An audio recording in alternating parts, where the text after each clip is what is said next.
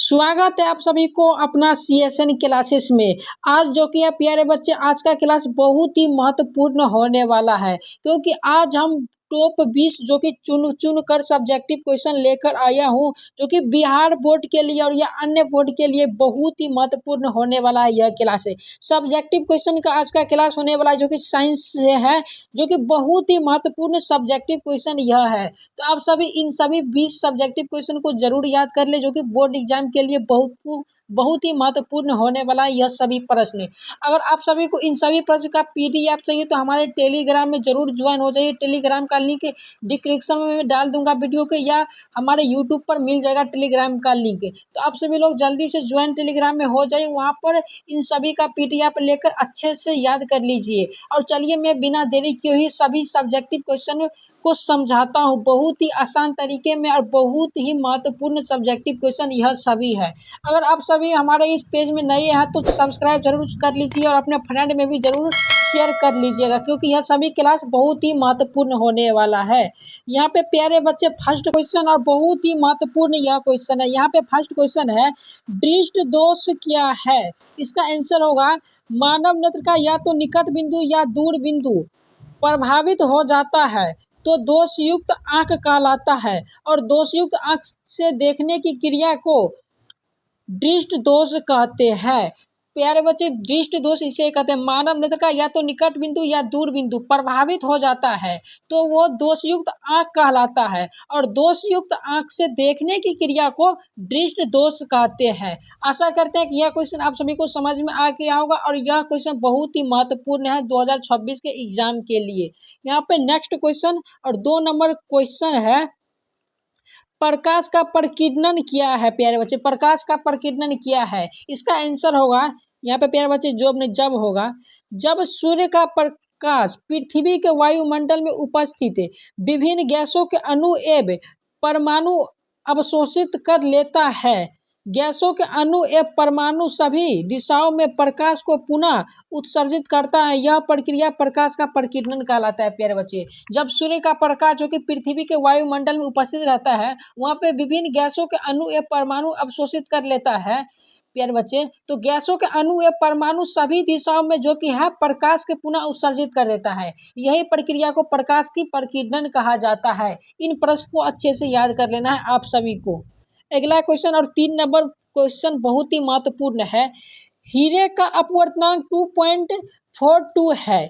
इस कथन का क्रिया अभिप्राय कीजिए, जो कि बहुत ही महत्वपूर्ण क्वेश्चन है सब्जेक्टिव। इसका आंसर होगा, चूंकि हीरे का अपवर्तनांक 2.42 है अर्थात काफी अधिक है, इसलिए हीरे का प्रकाश का सघन माध्यम है, अतः हीरे में प्रकाश का वेग बहुत ही कम होता है।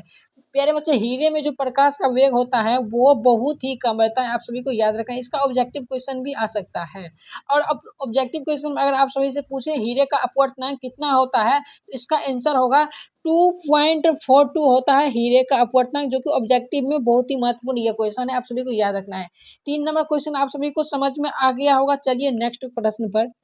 अगला प्रश्न और 4 नंबर प्रश्न है, उत्तल लेंस को अभिसारी लेंस कहते हैं क्यों? प्यारे बच्चे, VVI क्वेश्चन है। यह क्वेश्चन तो कंफर्म 2026 के एग्जाम में आप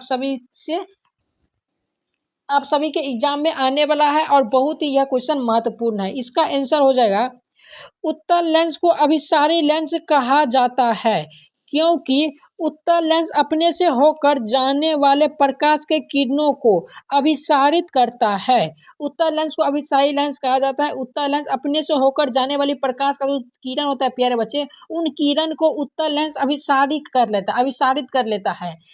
उसके बाद होगा, उत्तल लेंस का उपयोग सामान्य वस्तु को छोटा करके देखने में किया जाता है। उत्तल लेंस का अगर उपयोग पूछे तो इसका आंसर होगा, सामान्य वस्तुओं को छोटा करके देखने में किया जाता है। आप सभी को यह प्रश्न को याद कराना, यह प्रश्न VVI है और 2026 के एग्जाम में कंफर्म आएगा।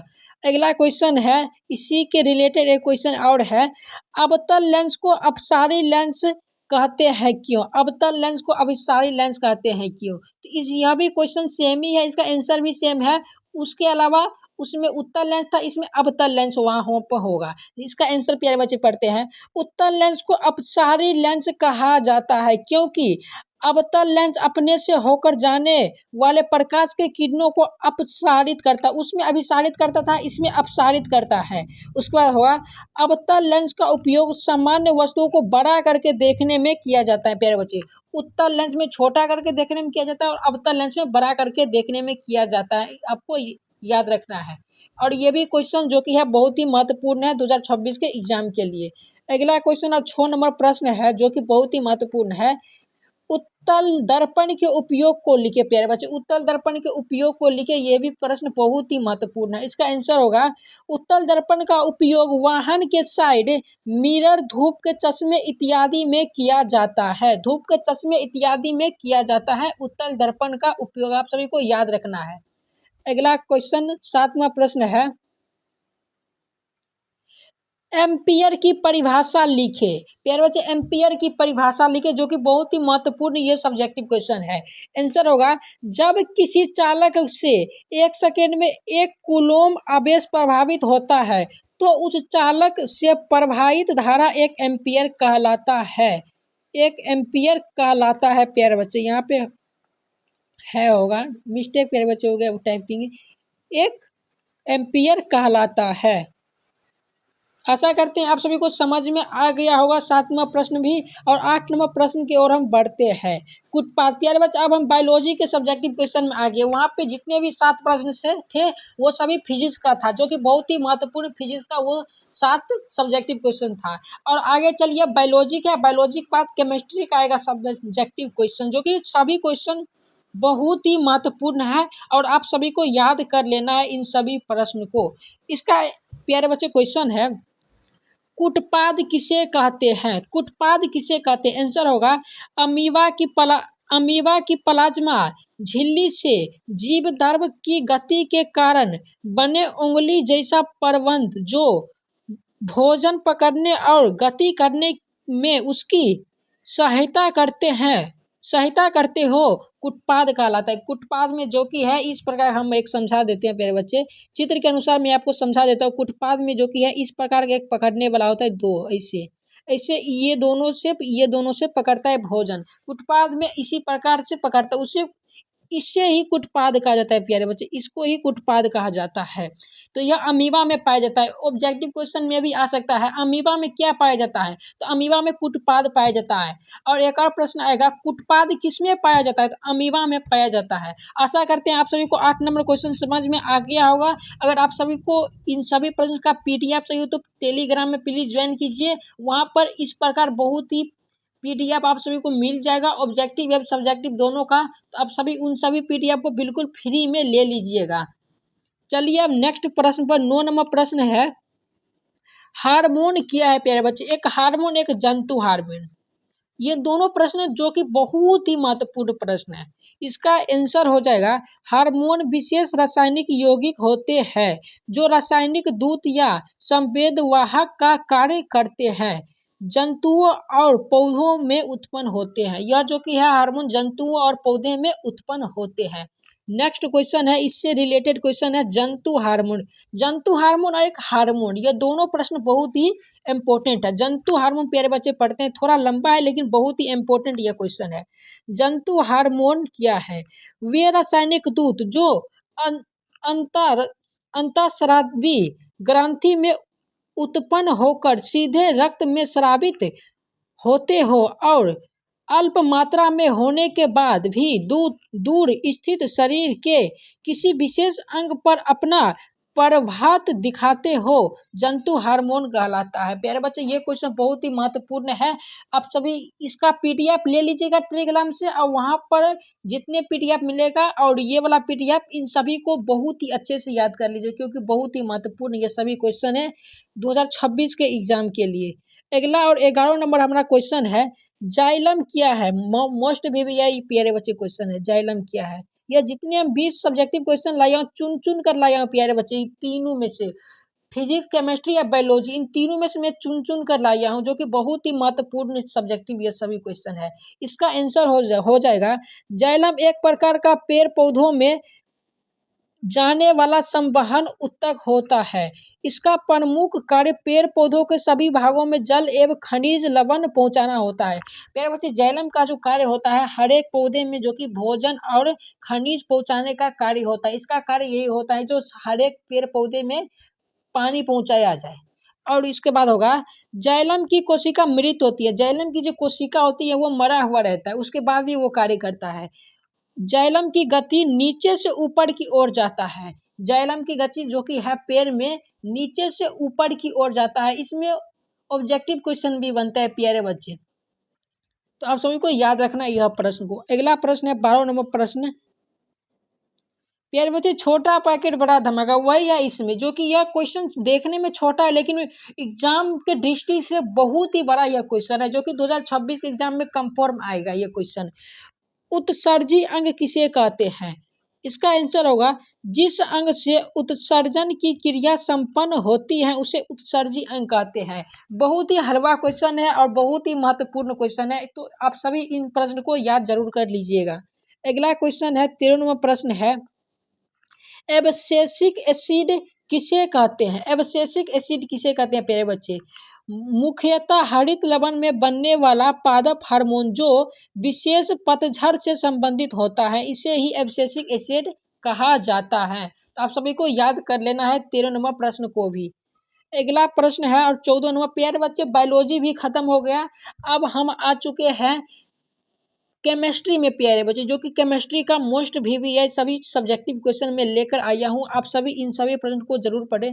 एक और प्यारे बच्चे बात मैं कहता हूँ, अगर आप सभी को यह वीडियो अच्छा लग रहा हो तो प्लीज़ एक लाइक कमेंट और सब्सक्राइब करना ना भूलिएगा अपने इस भाई को। यहाँ पे प्यारे बच्चे 14 नंबर क्वेश्चन है, रासायनिक समीकरण किसे कहते हैं? रासायनिक समीकरण किसे कहते हैं? जब किसी रासायनिक अभिक्रिया में अभिकारक एवं उत्पाद की जगह उसके रासायनिक सूत्र का उपयोग करते हैं तब उसे रासायनिक समीकरण कहते हैं। प्यारे बच्चे, जब किसी रासायनिक अभिक्रिया में अभिकारक एवं उत्पाद के जगह उसके रासायनिक सूत्रों का उपयोग किया जाता है तब उसे रासायनिक समीकरण कहते हैं। तो आप सभी को याद रखना है, बहुत ही इंपॉर्टेंट क्वेश्चन है। अगला प्रश्न है 15 नंबर प्रश्न है, संतुलित रासायनिक समीकरण किसे कहा जाता है? वैसे रासायनिक समीकरण जिसमें अभिकारकों तथा उत्पादों में विभिन्न तत्वों के परमाणुओं की संख्या बराबर होते हैं, विभिन्न तत्वों में परमाणुओं की संख्या बराबर होते हैं, उसे संतुलित रासायनिक समीकरण कहा जाता है। यह भी प्रश्न बहुत ही इंपॉर्टेंट है प्यारे बच्चे। अब चलिए नेक्स्ट क्वेश्चन पे चलते हैं, जो कि 16 नंबर प्रश्न है, संयोजन अभिक्रिया किया है, यह किसे कहते हैं प्यारे बच्चे? संयोजन अभिक्रिया किसे कहते हैं? जब दो या दो से अधिक पदार्थ संयोग करके एक नए पदार्थ का निर्माण करते हैं तब उसे संयोजन अभिक्रिया कहते हैं।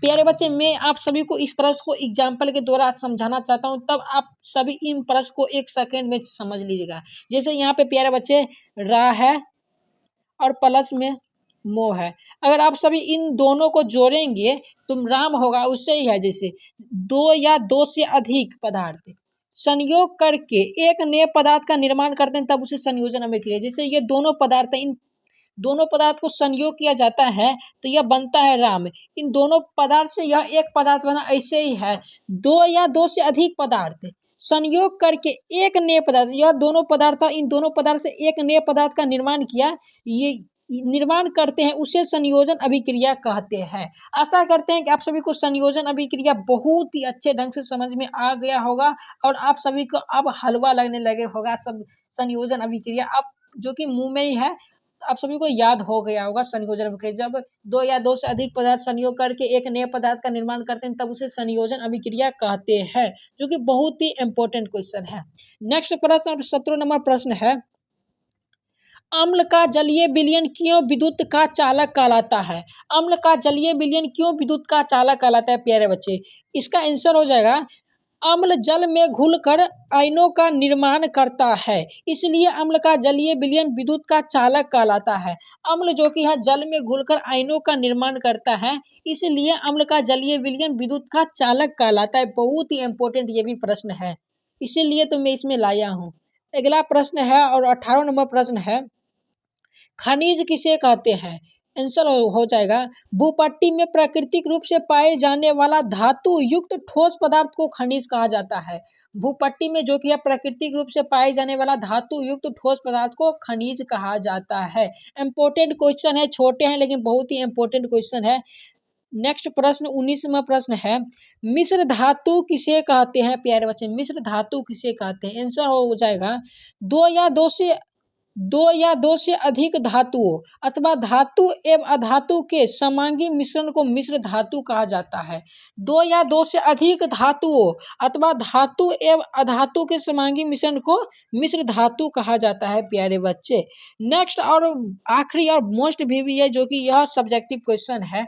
यहाँ पे क्वेश्चन है, सोडियम को केरोसिन तेल में डुबाकर क्यों रखा जाता है प्यारे बच्चे? बहुत ही इंपॉर्टेंट ये प्रश्न है, 2026 के एग्जाम में तो कंफर्म है ये प्रश्न आएगा। यहाँ पे आंसर हो जाएगा सोडियम सामान्य ताप पर नमी एवं हवा के ऑक्साइड के साथ तेजी से अभिक्रिया करती है और सोडियम ऑक्साइड बना देता है। सोडियम सामान्य ताप पर जब उसे रखा जाता है केरोसिन तेल से, अगर केरोसिन तेल से में ना डुबाकर उसे अगर सामान्य ताप पर रखा जाता है तो ऑक्साइड के साथ प्यारे बच्चे तेजी से अभिक्रिया करती है और सोडियम ऑक्साइड बना देता है। इसीलिए सोडियम को केरोसिन तेल में डुबाकर रखा जाता है। आशा करते हैं आप सभी को समझ में आ गया होगा और आज की क्लास आप सभी को बहुत ही अच्छा लगा होगा। और प्यारे बच्चे ये सभी मोस्ट भी सब्जेक्टिव क्वेश्चन है, आप सभी लोग प्लीज इन सभी प्रश्न को याद कर लीजिएगा।